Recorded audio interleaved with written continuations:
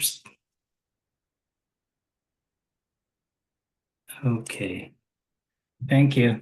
Okay, ladies and gentlemen, welcome to our tonight's DFW IT Association Tech Seminar. My name is Jerry Huang. I'm the VP of Education here at DFW IT Association and your host for tonight's event. So tonight we have a truly special seminar in store.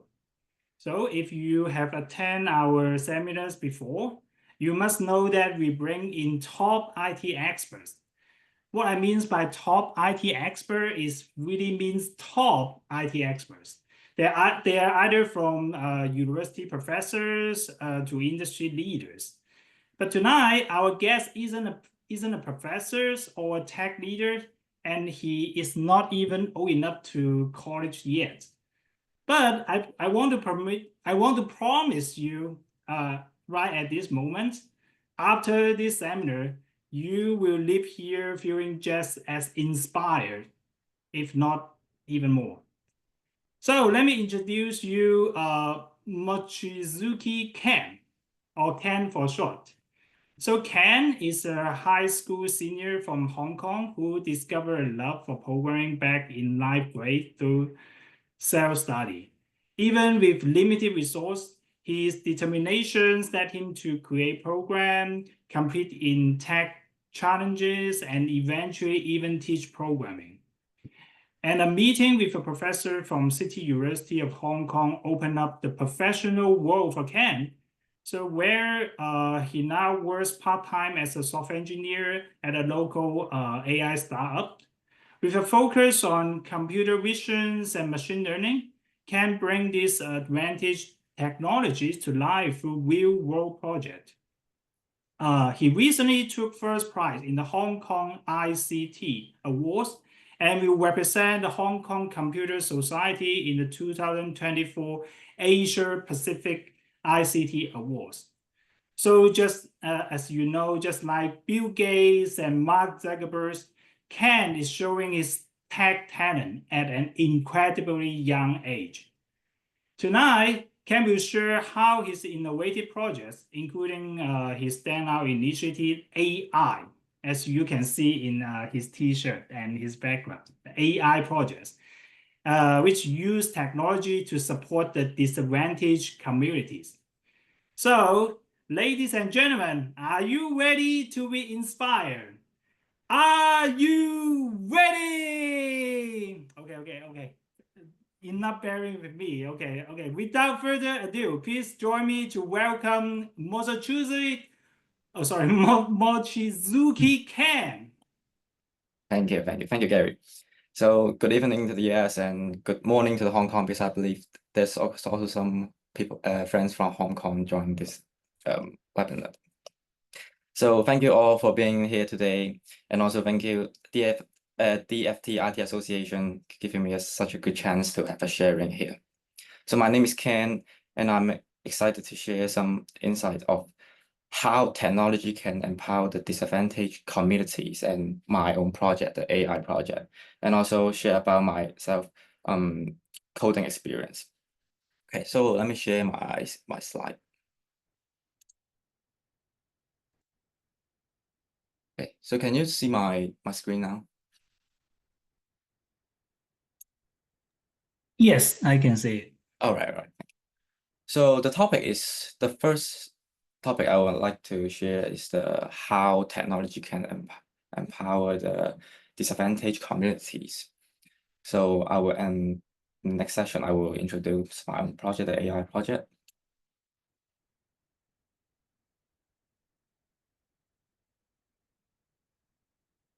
So how much do you know about the disadvantaged communities? It's not a small communities in all over the world. There's a lot of different kind of disadvantage. And today I will be focused on the disability disadvantage. So this is all the problems they are facing. There's a lot of problems, including like transportation limitation, economic hardship, and the limited access to information. That's the main point we want to focus on. You may ask, is there any existing solution for disadvantaged groups? Yes, of course, there's a lot of big companies are providing really, really powerful tools and service. For example, like Microsoft, Apple, Google. And you may see Be My Eyes. It's a really similar project with mine, but it's a little different. I will introduce to you later. But obviously, it's not enough because there's still lots of different problems that they are facing. For example, like social isolation, economic hardship, and the mental health issues. It's really important, mental health issues, and the limitation of the information. So how can technology help the disadvantaged communities?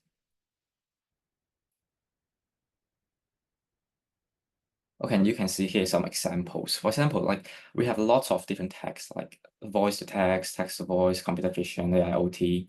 So for example, in my case, I use the computer vision technology to help the visual impairment.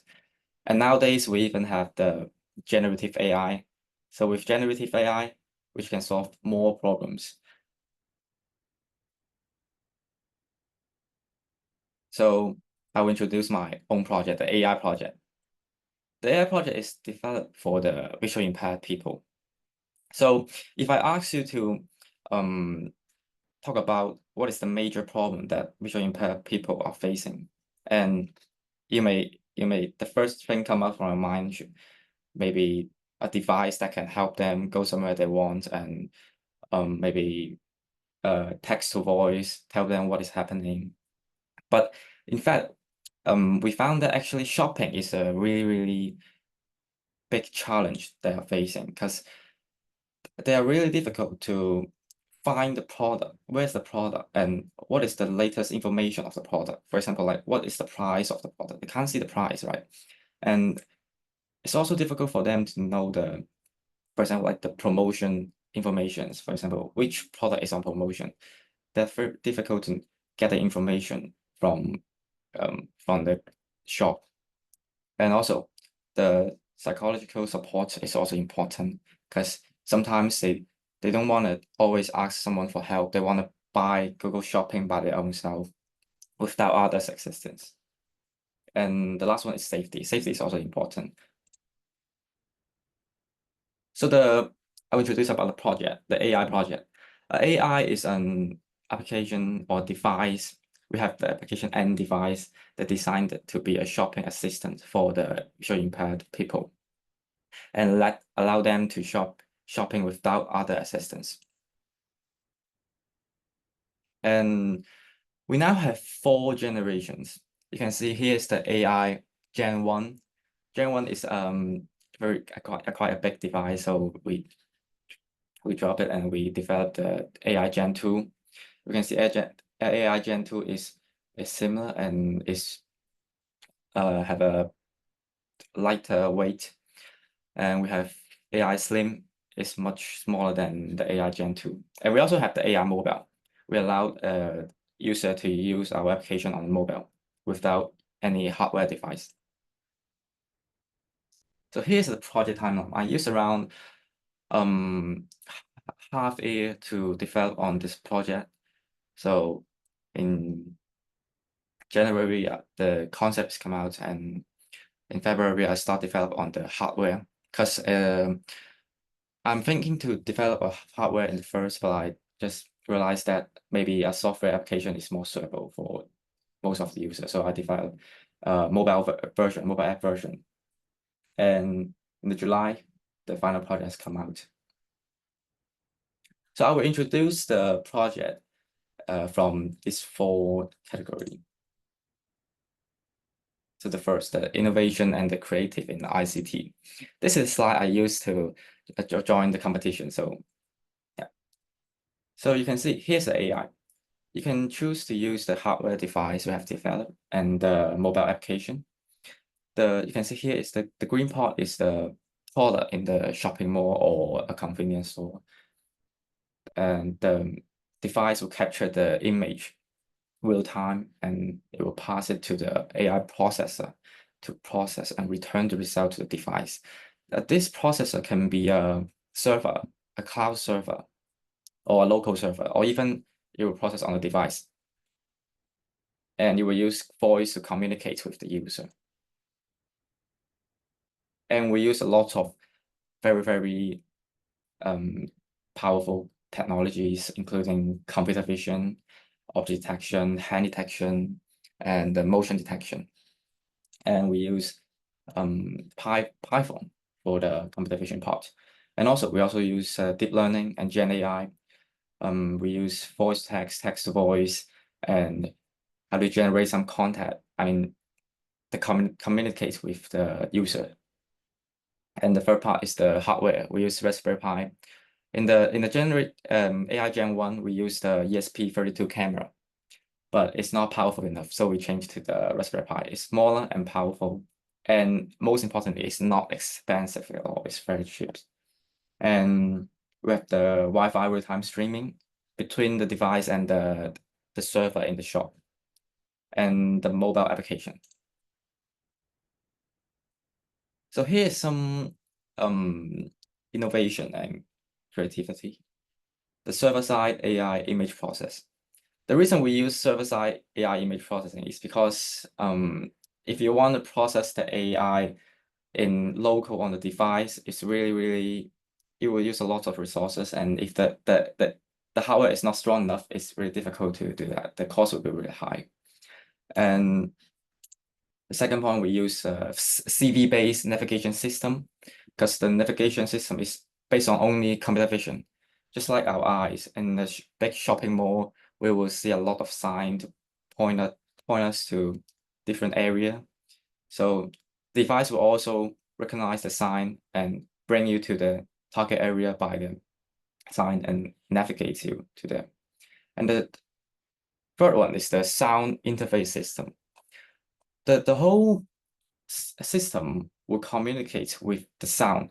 So when I'm using the AI and I ask him to bring me to somewhere like I want to go buy chips, and it's bring me to the food area, the snacks area.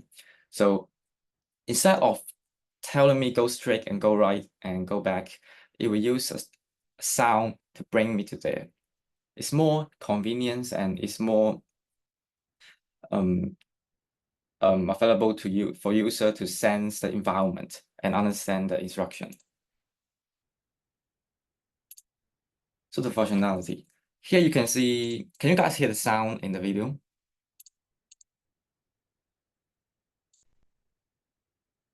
Okay, so I will show you the demo video here.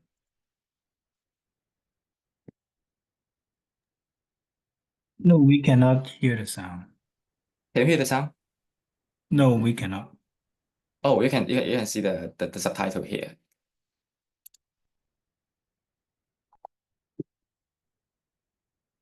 So I'm basically communicating with the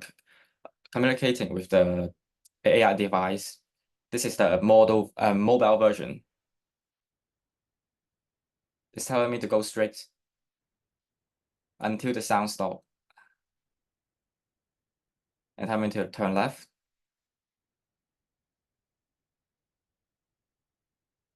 And you can see the state here is changed. Here is it's too far, right? And when I get closer to the target, it shows arrived.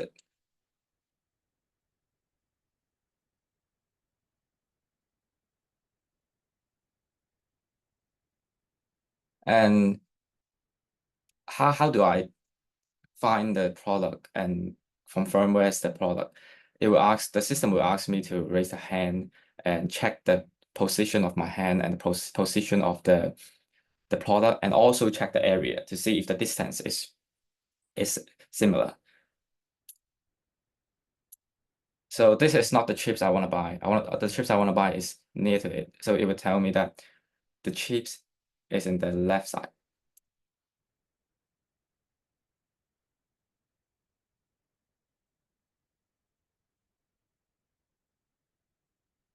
Yeah, and here's the example of my project. So we have 6 main functions, including the product recognize. So we use the YOLO V8 for the algorithm, and we have two usage, including the first one is to get the real-time image through the lens on device and alert the user when the target product is detected and held by the user. And the second usage is to if the user double click on the product, it will let you know what kind of product it is. So here's an example you can see. When my hand is more closer to the target object, the sound rate will become more higher, but I can show you the sound here. So you can imagine there's the sound and keep ringing, and if my hand is more closer to the target object, the ringing rate will become more higher. Oh. So the second function is the navigation. It's the most difficult part in the project because you need to know the distance between you and the target object, and because different objects have with different areas and the size, so it's difficult for you to know what is the correct area and what is the correct distance. So we also use object detection and the sound effect to let the user know what position he's in and how many distance. So the AI will lead the users to find the item through the sound prompts and with sound effect, just like the ringing sound, like this. And the next is the promotion. Our device will get the information from the like I want to buy a chocolate, and it will recommend me maybe other chocolate is more cheaper and is more good product they want to promote. So the shop can promote the product they want to visually impaired people, because in the past it's really difficult for them to promote product to the visually impaired people. And the fourth function is the cache recognize. We also use the YOLO V8 to detect the object, and when user need to pay with the cash, because some shop only accept cash, so they just need to keep the cash in the front of their heart and ask how much cash AI has. The AI will tell user how much cash they are holding. And here's the example you can see. Yeah, you can see here. And you will know the total amount of cash you are holding. So the last one is the safety protection. We also use the edge detection technology and also the object detection one. The safety mode is turned on always, and the sound effect will let you know when you almost hit something, or help user to avoid when they are about to hit the obstacle. And a call for help will be issued immediately when dangers occurs. And the last function is the assistant, just like Siri, the Siri for shopping. You can ask anything you want, for example, like how much is this, and what you want to buy, and what kind of motion is now going on. Yeah. So we're going to talk about the market potential and the performance. Visually impaired groups is not a small groups in all over the world. For example, like in the US, we have 40 million people in US are visually impaired, and 3 million cannot correct with glass or other device. And you can see the age category here. Most of the visually impaired people is elderly. That means they usually get with the economic problems. They don't have lots of money, right? And both data is only contains the registered visually impaired people. There are still many visually impaired people who are not registered exist in our society. So here's the business model.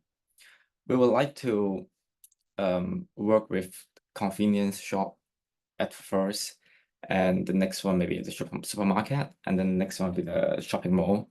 Because the convenience shop is usually smaller, the area is smaller, so it's easier for our device to navigate and make sure the safety. So here is a graph that show you how does our device work in the shop. So we will provide the AI device to shop, and the AI shop will also provide an AI process server to them, including the AI server and the database here.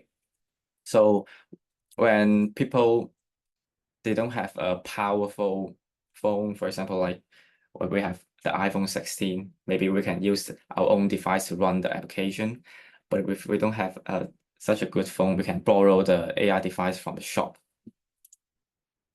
And you will want to know about the cost.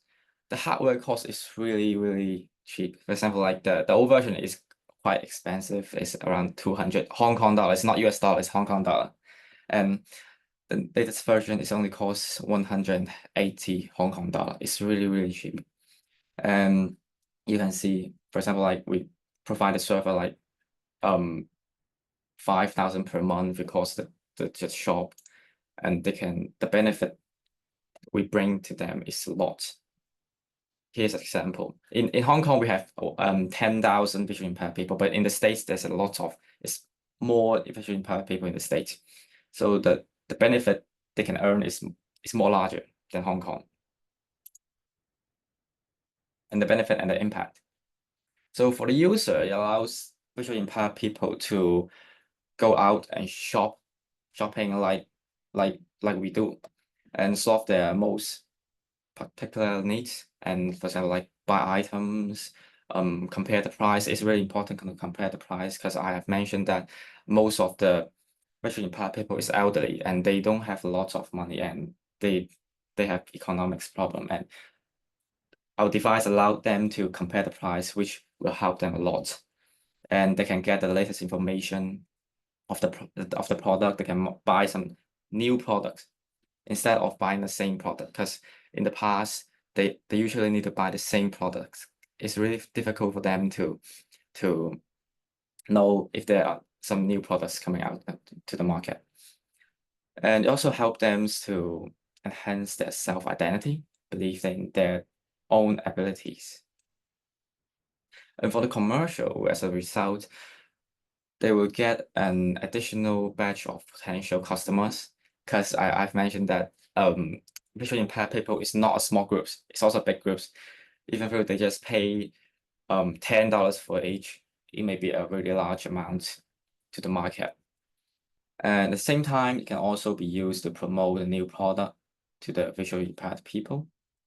And they can also use the data from the visually impaired people, from the user, to do market analysis, to predict their product and see how can they do a better performance. And it can also solve the government problems with the problems of with the society and the increase in the number of unregistered visually impaired people. And there are not enough tools and device on the market to assist them to their daily lives. So by then, the government will have a huge burden in dealing with the issues of visually impaired people. So with our device, it can help them. It can help not only the user, the commercial, and also the government. And the last one is the most important one, I think. It promotes the social inclusion. Our product allowed visually impaired people to shop completely by themselves, so that they can better integrate to society and make the society more tolerant of them. So with AI, we solve lots of problems. We solve the mental health issues because they didn't need to ask someone for help anymore. They believe that they have the ability to go out for shopping and do anything they want. And we also fix the limitation of the access of information this kind of problem, and we also solve the economic hardship and also the social isolation. With the device, it solves so many issues for the visually impaired people. Maybe it's not only for the visually impaired people. Maybe some elderly can also use our device, right? So that's what we want to bring to you. That's all about the project. And if you are interested with the project, you can scan the QR code, and all the code is open source. You can check the code and download the code. If you want to develop on it, you can even just use my code, right? Although my code is a bit messy because I do the project by myself. So in the next session, I will give you an introduction of myself, and here's my website.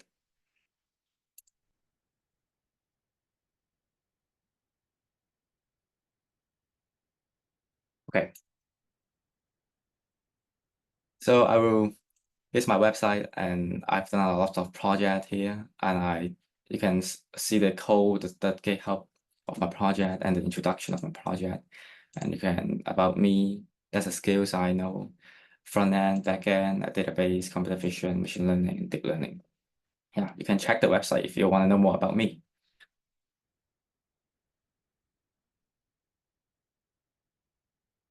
So I will share about my coding learning experience. I started programming when I was in grade 9, so around 2.5 years experience till now. It's really interesting why I would start coding. We need to back to the 2021, while the COVID-19 is really serious, and so we're having the lesson from home with Zoom. And obviously, I didn't pay attention at all, and I watch YouTube all the time while we're having the course, having the lesson. And then I saw a 4 hours Python tutorial, and I'm so curious that who will watch it? I mean, it's 4 hours, ridiculous, right? And I click it into it, and I finished the video in 1 week, and I realized that the coding is not difficult at all. It's also so fun because there's not model answer in programming. You just need to do whatever you can do whatever you want, and just make sure that the result is correct and the logic is correct. Then you can do anything you want. And one thing I want to mention is that I learned code by myself, so without any teachers, and all the information I get is from internet only. That's how I start coding. And coming 1 or 2 years, I joined a lot of competitions like Code Combat, the ICE Challenge, the Hong Kong Science Fair.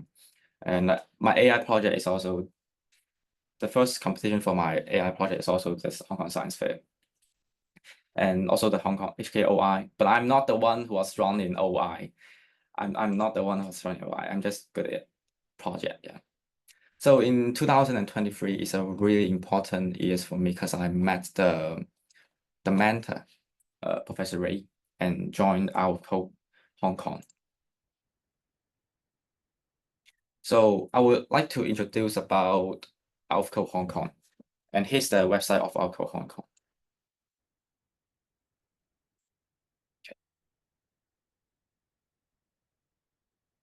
So by the way, I developed this website for AlphaCode. So you can see here, AlphaCode is an organization that organized by volunteers in Hong Kong since December 2014. Our goal is to teach public about coding and technologies and computer science, but we don't want they become expert computer scientists. So we just want to promote the fun and creative of computer science. It's free to public, so people in Hong Kong, they can join our course for free. And sometimes we will host in the Science Museum, and sometimes in the HKPC, a lot of different kind activities that introducing the computer science to public. So here's the pictures. I'm being the instructor, and we prepare the slide and the course for public by ourselves. And you can see we can design what kind of topic we want to teach to the public. For example, like here's the machine learning. You can see here's the programming and artificial intelligence. And most of the audience is really young kids. they are maybe like the youngest one I've ever saw is 8 years old, and they're really smart and they're really interested with coding and AI. So I think it's a really meaningful for the public. And yeah, and I also met very good friends from our code. For example, like, this is Amos. He's really one of my best friend, and he's really good in coding. And he's now in Oxford. He's so smart, so cool. And in 2024, I joined CTU HK AIoT Gift program. And this program is really amazing because it teaches lots of advanced programming knowledge, including, you can see, the computer vision, the machine learning, deep learning. You can see this is what they teach us. The PyTorch, TensorFlow, Python, Keras. It's really difficult, right? For secondary students, it's quite difficult. We also have chance to visit the apps lab, the underwater robotic team. It's really amazing. And this is a project we have done in the course. We use the NVIDIA Jetson with the camera module and YOLO V8 to train such a model. And then in last summer, I joined local AI startup as a software engineer. And my job is to create some tools on computer vision. So the picture you see here is the tools that help people labeling for training the computer vision model, just like RoboFlow, if you know what is RoboFlow. And here is the tools that can help you check the similarity between the color, texture, and structure. Yeah, and I've learned a lot from the company, being the software engineer intern. And in July, I joined an exhibition to show my product, show the AI project, and that's how Gary met me. And when he came into the exhibition, he saw my project and he said, "Oh my, that's a cool project." And I add his contact, and 1 week later, he asked me if I'm interested to join the Chess AI team, because their product is about a tools that can turn a difficult paper into a story that even the children can understand. It's really meaningful. So I joined it, and very luckily we won the champion. And the next, I will join the APITA, the APICTA, the Asia Pacific ICT Award in Brunei. So I hope I can get a great result and keep working on my project, the AI project, and maybe we can push it into market, really help those visually impaired people. And this is the end of my sharing.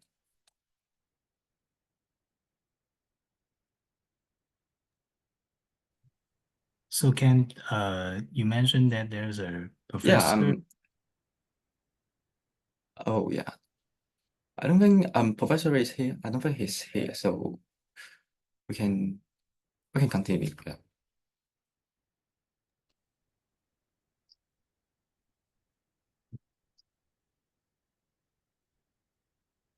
Gary, Oops. you can take the mic.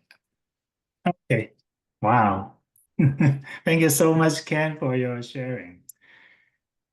Let me tell you another real story. Actually, I prepare something to say. I mean, in the end of the meeting, but at this moment, after listen to Ken's talk, the only thing I can say is, wow.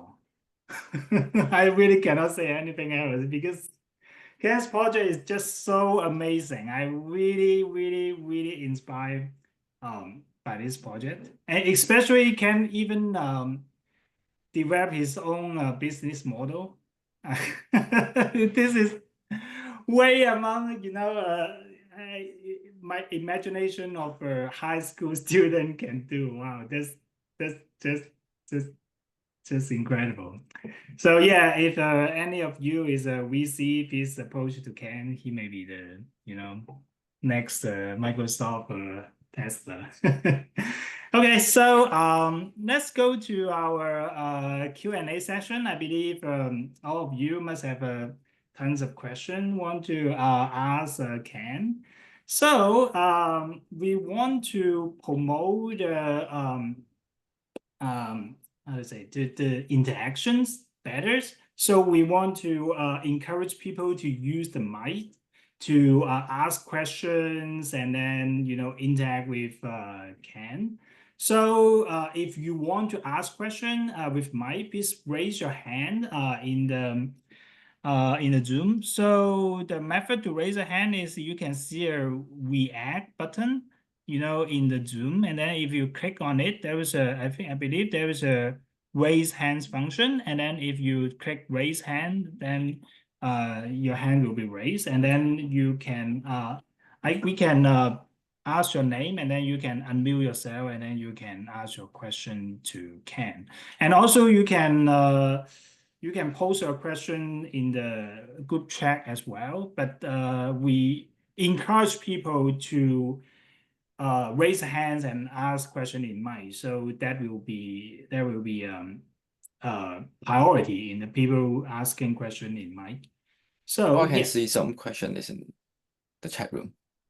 Okay. So if anybody raise your hand and ask question, if not, I can read some question from the chat group. Don't be shy. Just if you have question, you can raise your hand and we can see it. Hi, can you So, listen to me? Hi. oh, hey. Hello. Yeah. Hello, Go this ahead. is Mr. Yao from Hong Kong. Can you listen? Yes. Yes, we Yes, can of hear course. you. So I want to ask one question about the battery because nowadays we have many devices, but I want to ask, is there any battery problem of the AI? So when the disability they go out for one day, and can you support it? Can you support them to shopping for whole day or transportation for whole day? Yes, the battery problem is a problem that we did a lot of research on. And for the hardware device, it's totally fine because they only borrow the hardware device in the shopping mall. They won't spend whole day in the shopping mall. They maybe just spend 1 or 2 hours. And our batteries support the device to run over around 3 hours. And for the mobile application user, I think it's also for them for them to run the application around 3 hours because all the AI process mission is finished on the server side. So the only action that mobile application would need to do is to capture the image and send the request to the server and get a response from the server. So the battery is not a problem that will affect the surface.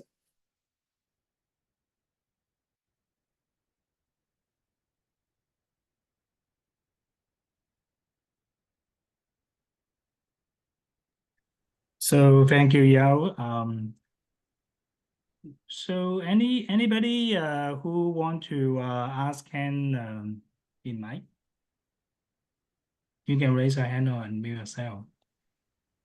If not, I Gary. can. Oh yeah, go ahead. Yeah, hi. My name is Kelvin. I'm actually working from DFW IT organizer group. And I have a question there for the Kevin and Ken. First of all, I will thank the Ken's presentation. It's a very amazing, for this young students, high school students can achieve this. Not only 0 to 1, but also MVP, all the product ready to it's including hardware, software, and AI cloud technology. It's kind of that it's, even for our adult, professional software or hardware engineering, one person cannot achieve this achievement. Congratulations, Ken. Now I have question is, I have a couple of questions actually, Yes. There's a whole project, it's only developing by yourself, and also how do you get this bunch of technology? You not only hardware, but also this like a software, AI, even for the AI, you tons of the computer vision, general AI, it's amazing. How can you, learning a lot of this stuff and finish this product, including all this product. This journal is amazing. Can you spend a little time Oh explain yes. to that? Actually, I just because I also have a lot of ideas inside my brain, and I just go search it. For example, I would like to build a robot. Maybe I will go search how can I build a robot just in YouTube, and maybe I need to learn about the AI. Then I just go search how can I learn AI. I just use ChatGPT and ask it what kind of knowledge I would need to know before I learn AI, and just go learn all of it from internet and just follow. Sometimes just follow the tutorial step by step, because there's a lot of tutorial on YouTube. It would teach you how to build an AI application, maybe a website, a backend, a cloud. I just mix all the knowledge I've learned into one project. So just keep trying, and nowadays with AI, just ask AI for help. Yeah.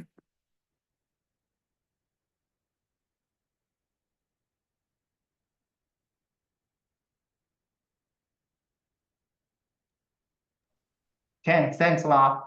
Thanks for your response. I think this is a very inspiring, example. Not only helpful for the students, but also for professional engineering to put all this learning stuff into the product. Thanks. Thank you. Thank you.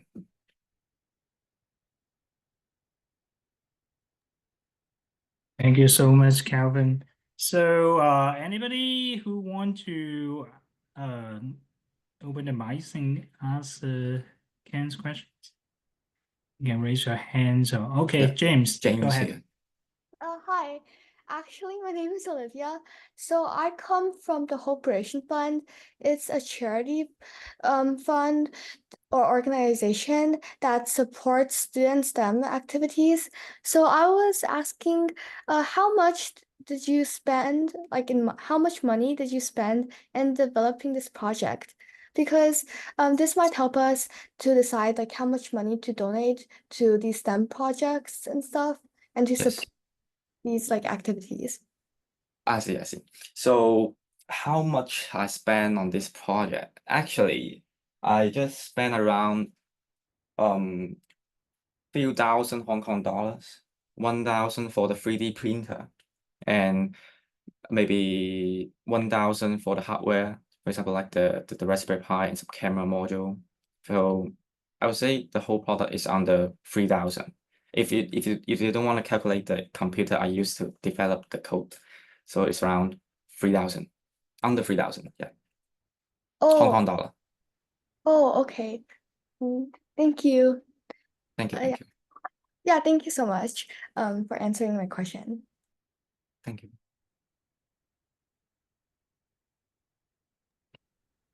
Thank you, James. So anybody who want to raise your hand? Hey, Gary, I found there are quite a lot of questions in the chat, or maybe you can just read through those questions and we'll go through one by one. If people okay. to speak out. Yeah. Yes, so sure.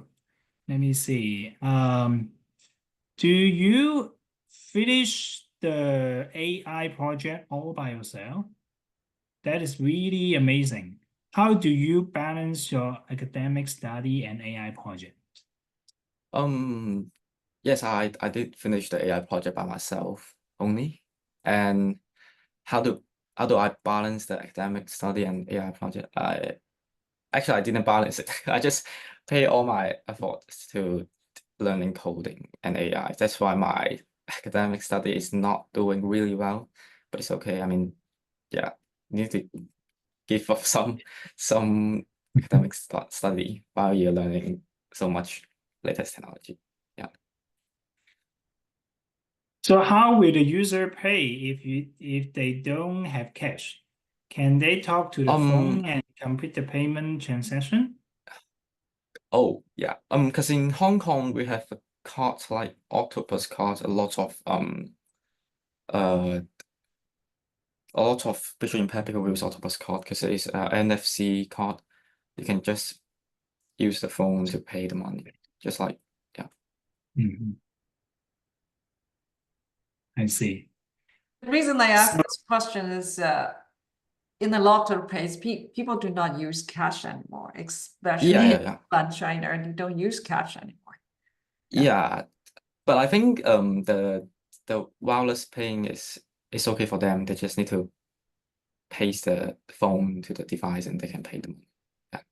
Yeah, but however, with the disadvantage is somebody who blind, right? They cannot read the phone at all. They can probably just talk to the phone, but want to make the transaction to go through. Yeah. That's also a great idea for my project. Maybe I will add this feature in. Add this as a feature. It would be great. Yeah. Because people do not use cash anymore. Yeah. That's true. Yeah.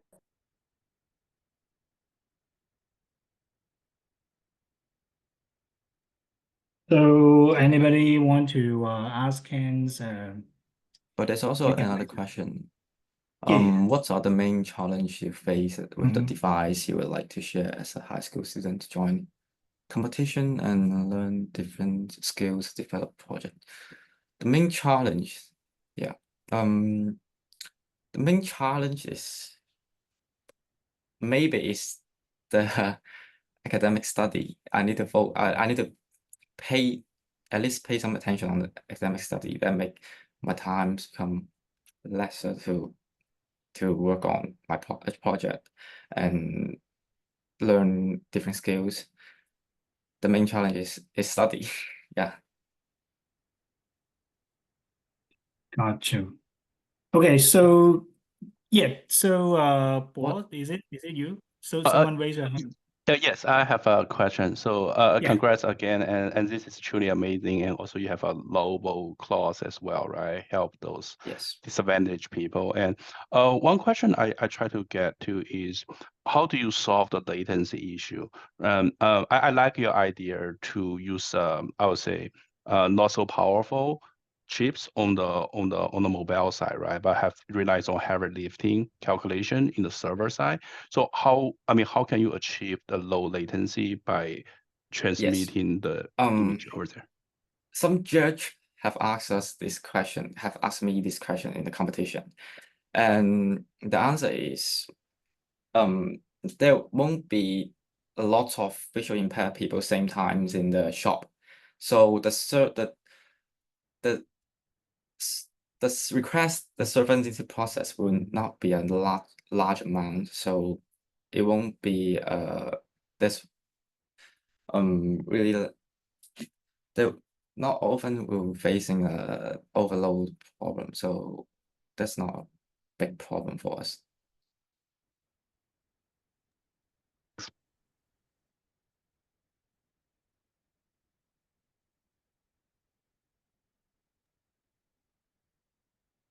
Or is the Professor Ray is here. Okay, yeah, you can invite him to give some. Hello, Professor Ray. Can you hear me? Professor Ray, you can unmute yourself.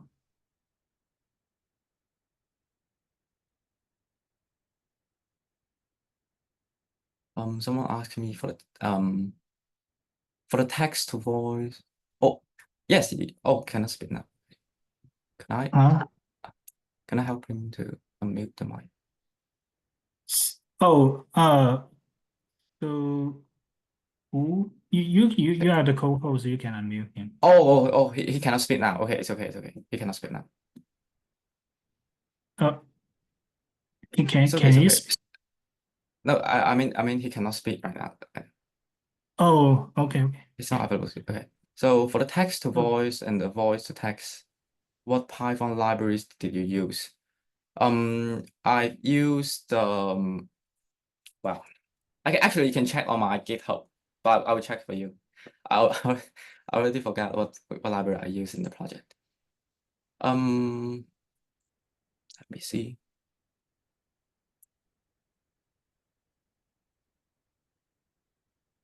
Yeah, you can see it's all the code here. Yeah, speed.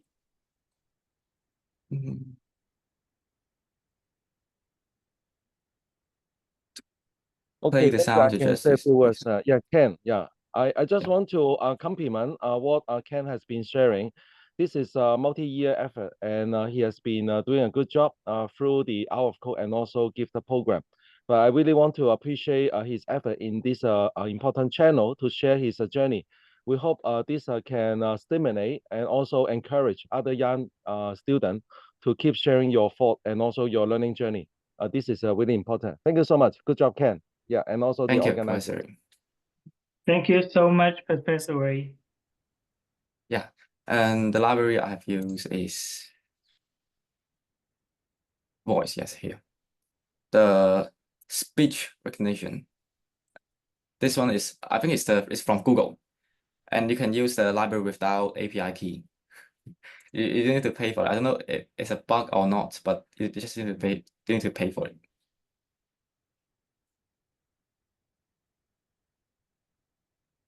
And wow, here's another question. What is the strategy when Optimus Tesla board are released to the market? The robot will go shopping for the vision pad out. Oh, this is a good question because some judges have asked me that they can actually use online shopping. So they need to go to the shop, right? Of course, it's a solution if they just need to buy something, buy some product. But all I've mentioned is that the social issue is also a problem. Even it's a visually impaired people, they also want to go outside and have communication with others.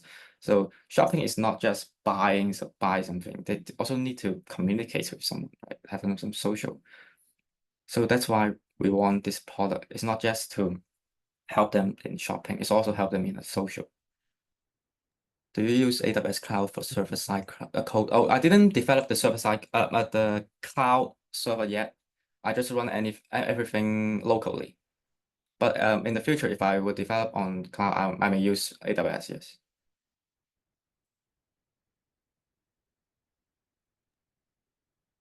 Any more questions for Ken?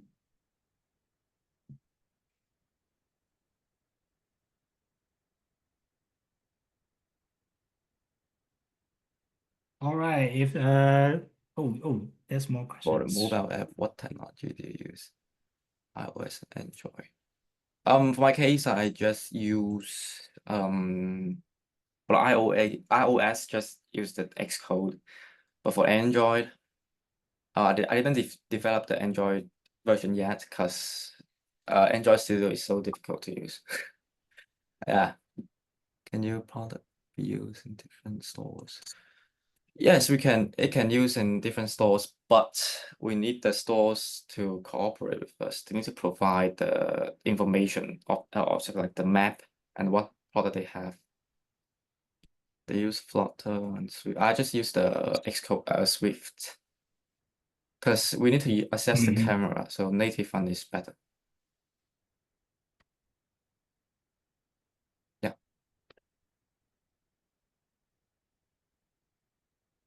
So, any more questions?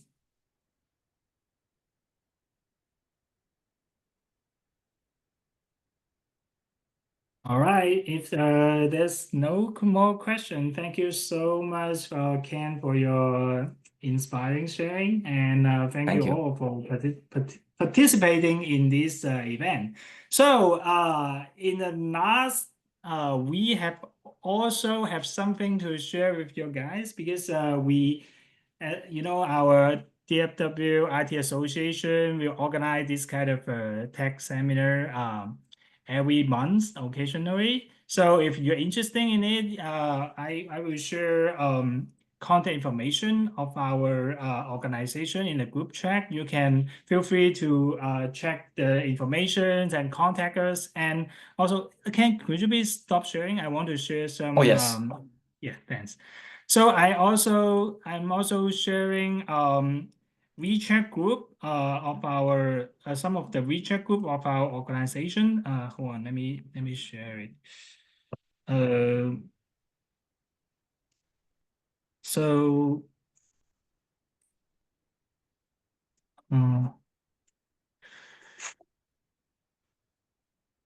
yeah, so this is some of the WeChat group of our organization. So feel free to, scan the QR code and join our WeChat group. We will update more information. And if you are interested about Ken, we can also, connect you with Ken maybe in those group and share with you more information. So if interested, feel free to join our organization and join our WeChat group and asking us questions. And we hope to see you in the future seminars. So have a good night, everyone. Thank you so much.